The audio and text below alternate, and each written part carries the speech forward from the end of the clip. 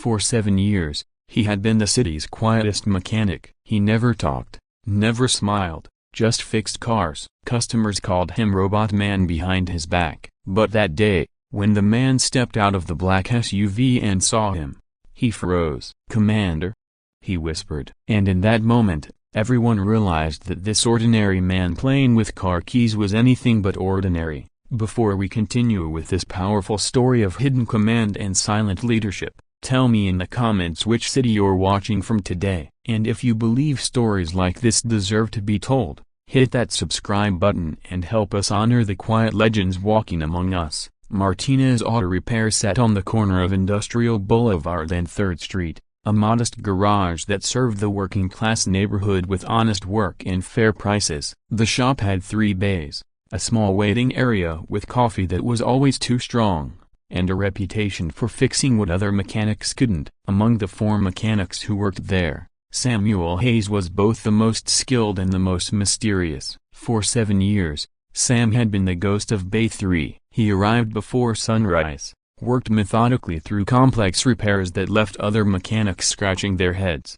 and disappeared at closing time without ever joining the casual conversations that filled the shop during lunch breaks. He never complained about difficult jobs, never asked for help, and never seemed to take pleasure in the praise that customers regularly offered for his exceptional work. The other mechanics had their theories about Sam's silence. Miguel figured he was just shy, maybe raised in a family that didn't encourage talking. Tony thought he might have some kind of social anxiety that made group interactions uncomfortable. The shop owner, Frank Martinez, had stopped wondering about Sam's personality quirks long ago.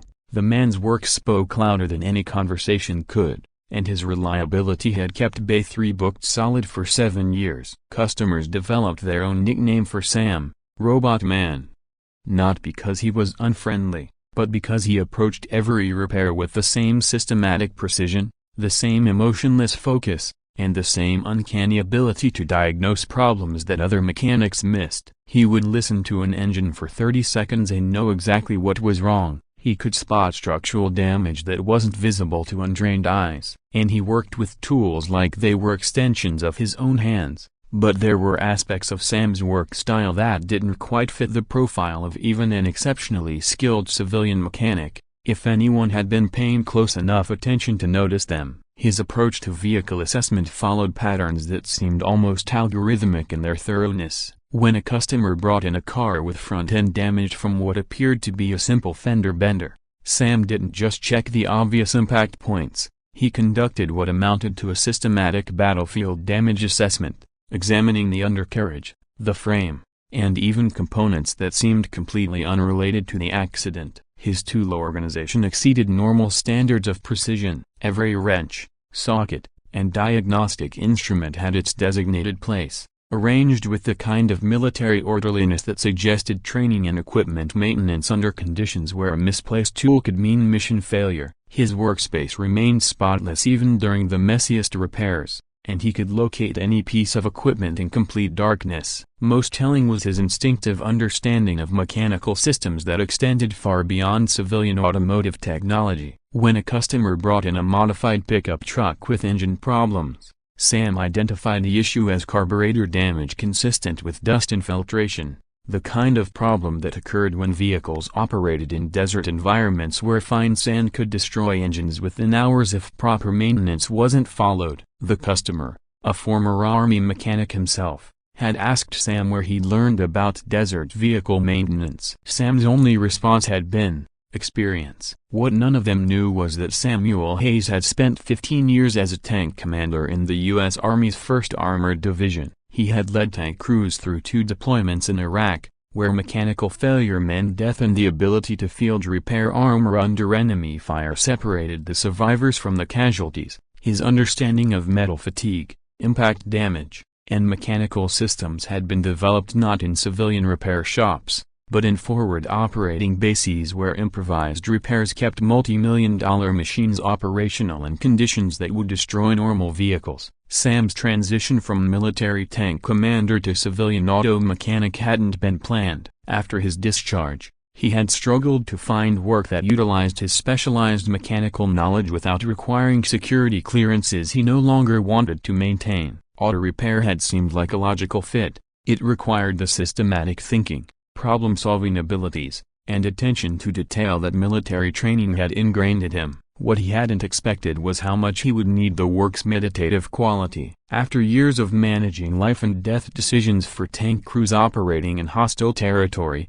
there was something deeply therapeutic about fixing civilian vehicles where the worst consequence of failure was inconvenience rather than catastrophe. When he diagnosed engine problems or rebuilt transmissions, the work required complete focus that temporarily quieted the hypervigilance that military service had left as a permanent feature of his consciousness. On the morning everything changed, Sam was following his usual routine. He had arrived at 6:30 a.m., before the other mechanics, and was preparing for a complex transmission rebuild on a Ford pickup that had been giving other shops trouble for months. The work required precision and patience, exactly the kind of challenge that Sam approached with the systematic methodology that had once kept armored vehicles operational in combat zones. At 10:15 a.m., while Sam was deep in the mechanical puzzle of the transmission case, a black Chevrolet Suburban pulled into the shop's parking lot. The vehicle's tinted windows, government plates, and the way it parked, positioned for quick exit with clear side lanes to all approaches, immediately registered in Sam's peripheral awareness as something that didn't belong in a neighborhood auto repair shop. Sam continued working, but his attention was now divided between the transmission and the occupants of the Suburban. Old habits from Tank Command, where threat assessment had been a constant background process, kicked in automatically. He noted the vehicle's defensive positioning, the time it remained stationary with the engine running, and the deliberate way the passenger door opened. The man who stepped out of the Suburban was in his early 50s, wearing a civilian business suit that couldn't quite disguise the bearing of someone accustomed to command authority. He moved with the controlled precision of military training, his eyes automatically scanning the environment and patterns that Sam recognized immediately. When the man's gaze finally settled on Bay 3, his confidence faltered for just a moment. Sam felt the recognition hit like physical impact. Colonel James Patterson, his former battalion commander, the man who had pinned Sam's Bronze Star to his uniform after the action at Fallujah, the officer who had written the commendation that described Sam's leadership during the ambush that had cost 2 lives but could have cost dozens more if not for split-second decisions made under impossible pressure. For several heartbeats, neither man moved. Sam remained crouched beside the transmission, wrench in hand, coverall stained with transmission fluid. Patterson stood just inside the garage entrance, studying the mechanic with the same analytical intensity he had once used to assess battlefield situations. Finally, Patterson approached Bay 3 with the careful deliberation of someone confirming an identification that seemed impossible. "Sergeant Hayes." The question was quiet, almost tentative. Sam straightened slowly, setting down his wrench with the same methodical precision he applied to all his movements. When he turned to face Patterson, his expression revealed nothing of the emotional impact of this unexpected confrontation with his past. "Colonel." Patterson's face showed a mixture of relief and disbelief. "I wasn't sure it was really you. When the lead came through intelligence channels, I had to see for myself." "What lead?" "Someone's been asking questions about former tank commanders with specific technical knowledge." "Someone who shouldn't be asking those questions." Sam felt his situational awareness expand automatically, the way it had during pre-combat briefings when threat levels suddenly escalated. "What kind of questions?" "The kind that suggest someone is recruiting people with your background for operations that aren't officially sanctioned." The implications hit Sam immediately. His specialized knowledge of armored vehicle systems, combined with his mechanical expertise and military training, would make him valuable to any number of organizations, not all of them legitimate. In the wrong hands, his skills could be used to develop countermeasures against American military equipment or to maintain stolen vehicles for terrorist operations. "How did you find me?" "The same way they probably will. Your work here is too good for someone with just civilian training.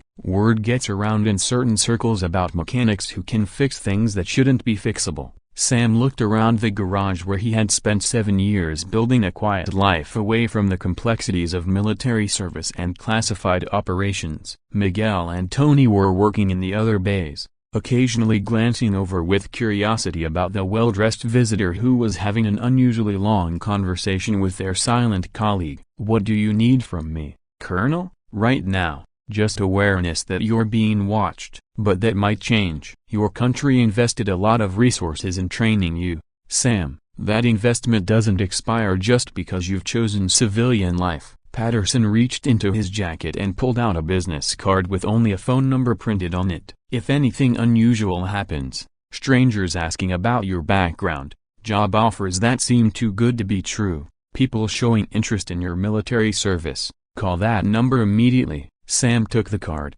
studying it for a moment before slipping it into his coveralls pocket. "And if I don't want to get involved?" "Then you keep fixing cars and hope that whoever's asking questions about you loses interest." "But in my experience, people with your capabilities don't get to stay invisible forever." As Patterson prepared to leave, he paused and looked back at Sam with something approaching regret. "You were a good soldier, Hayes. One of the best tank commanders I ever served with. I'm sorry your service ended the way it did." "Ancient history, sir." "Maybe, but history has a way of not staying buried when people need it most." After Patterson left, Sam returned to the transmission rebuild, but his hands moved automatically while his mind processed implications that extended far beyond automotive repair. For 7 years, he had successfully hidden in plain sight, using his mechanical skills to earn an honest living while staying far away from the world of classified operations and national security concerns. But Patterson's warning had changed everything. Sam's past was no longer safely buried beneath coveralls and transmission fluid. Someone out there knew who he was, what he was capable of, and was asking the kind of questions that meant his quiet civilian life might be coming to an end. As he worked through the afternoon, Sam found himself automatically conducting threat assessments that had nothing to do with automotive repair. He noted which customers seemed unusually interested in his work, which vehicles had been parked outside longer than normal, and which conversations stopped when he entered the waiting area. By closing time, Sam had made a decision that felt both inevitable and deeply unwelcome. He couldn't ignore Patterson's warning, and he couldn't pretend that his specialized knowledge made him anything other than a potential target for recruitment or elimination by hostile forces. That evening, Sam called the number on Patterson's card. "I need to know more about who's asking questions," he said when Patterson answered. "I was hoping you'd call. We need to meet somewhere more secure than your garage." "When?" "Tonight. There are things you need to know about what you might be facing." As Sam prepared for a meeting that would force him to confront aspects of his military service he had spent years trying to forget, he realized that his identity as Robot Man,